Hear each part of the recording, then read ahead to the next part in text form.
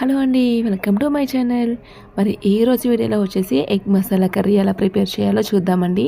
నేనైతే డజన్ గుడ్డలు తీసుకొని బాగా ఉడికించుకున్నాను స్టవ్ మీద. అవి ఉడికే సమయంలో ఇట్లా ఆనియన్స్, టమాటా, పచ్చిమిర్చి అయితే నేను తీసుకున్నాను. ఇలా సన్నగా అయితే కట్ చేసుకున్నానండి. సన్నగా కట్ చేసుకోవడం వల్ల త్వరగాను వేగుతాయి, అలాగే మనకి గ్రేవీ కూడా బాగుంటుంది. అల్లం వెల్లుల్లిపాయతో పాటు చిన్న ఎండు కొబ్బరి కూడా నేను మిక్స్ చేసుకున్నాను అనమాట. ఇంకా అవన్నీ రెడీగా పెట్టుకున్న తర్వాత నేనైతే ఒక కళాయిలోకి తగినంత ఆయిల్ అయితే తీసుకున్నాను. నేను ప్రతి కర్రీస్లో కూడా కొంచెం ఆయిల్ అయితే ఎక్కువ యూజ్ చేస్తానండి. ఆయిల్ హీట్ ఎక్కిన తర్వాత ముందుగా నేను తాలింపులు అయితే వేసుకున్నాను. అలాగే ఇవి సగం వేగుతున్నప్పుడు పచ్చిమిర్చి కూడా నేను ఈ సమయంలో యాడ్ చేసుకుంటాను ఫ్రెండ్స్. పచ్చిమిర్చి బాగా వేగితే నేను ప్రతి వీడియోలో చెప్తాను కదా, అవి కొంచెం కారంగా అయితే ఉండవు, పంటకి తగిలినప్పుడు చాలా టేస్ట్గా అయితే ఉంటాయి ఫ్రెండ్స్. ఇంకా ఇవి కూడా మనకి ఇట్లా మచ్చలుగా ఎగుతున్నప్పుడు నేను సన్నగా కట్ చేసుకున్న ఆనియన్స్ కూడా అయితే యాడ్ చేసుకున్నాను.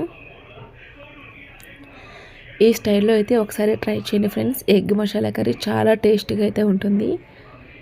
నాన్ వెజ్ తినని సమయంలో మనం ఈ ఎగ్ మసాలా కర్రీ కూడా మనం చేసుకోవచ్చు. ఈ కర్రీ వచ్చేసి చపాతీలో కూడా చాలా టేస్ట్గా ఉంటుంది ఫ్రెండ్స్. చూస్తున్నారు కదా, ఈ విధంగా సగం మగ్గిపోయిన తర్వాత బాగా అయితే మగ్గాలి ఫ్రెండ్స్. ఉల్లిపాయ ఎంత పచ్చిగా అయితే అసలు ఉండకూడదు.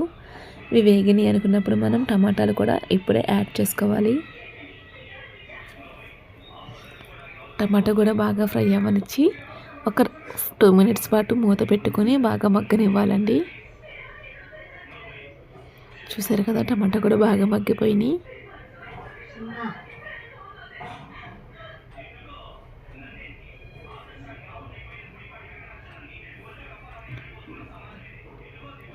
అల్లం పేస్ట్ ఈ సమయంలో ఇవి వేగుని అనుకున్నప్పుడు అల్లం పేస్ట్ అలాగే ఎండు కొబ్బరి కూడా మిక్స్ చేసి పెట్టుకున్నాం కదా, అది కూడా అయితే ఇప్పుడే యాడ్ చేసేసుకోవాలండి. పచ్చి వాసన పోయే వరకు చాలా బాగా అట్లా ఫ్రై చేసుకోవాలి. ఈ సమయంలో కొంచెం అంత పసుపు, ఉప్పు, కారం కూడా ఇప్పుడే యాడ్ చేసుకోవాలి ఫ్రెండ్స్.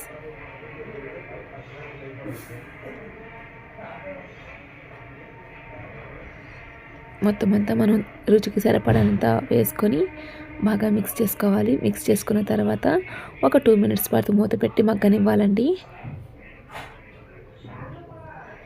చూస్తున్నారు కదా వీడియోలో, ఇలా గ్రేవీగా అయితే తయారవుతుంది. మనం వేసుకున్న ప్రతిదీ కూడా బాగా మగ్గనివ్వాలి. సన్నసగ పెట్టుకొని బాగా మగ్గనివ్వాలి. ఇప్పుడైతే మూత పెట్టుకొని ఒక 2 మినిట్స్ పాటు మగ్గనివ్వాలండి.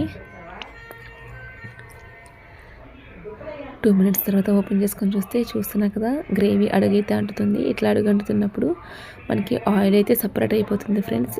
దీంట్లో నుంచి నేనైతే ఇలా అడుగంటకుండా బాగా ఇట్లా గరిటె పెట్టి బాగా కలుపుకున్నానండి. ఇంకా ఈ సమయంలో మనం నానబెట్టుకున్న చింతపండుని బాగా పిసికి బాగా కలుపుకొని ఇప్పుడైతే వేసుకోవాలి.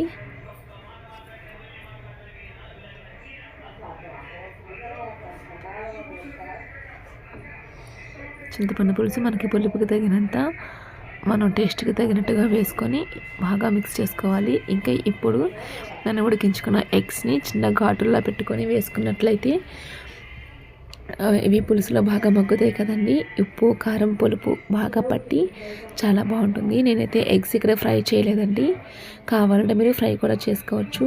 సో నేనైతే ఇట్లా ఫ్రై చేయకుండా వేసినట్లయితే ఉప్పు, కారం, పసుపు బాగా పులుపు కూడా వాటికి బాగా పట్టి చాలా టేస్ట్గా అయితే ఉంటుంది ఎగ్ కర్రీ. ఇంకా ఎండింగ్లోకి వచ్చేసరికి మనం కొత్తిమీర, పొడి మసాలా యాడ్ చేసుకొని కర్రీ అయితే దింపేసుకోవచ్చు.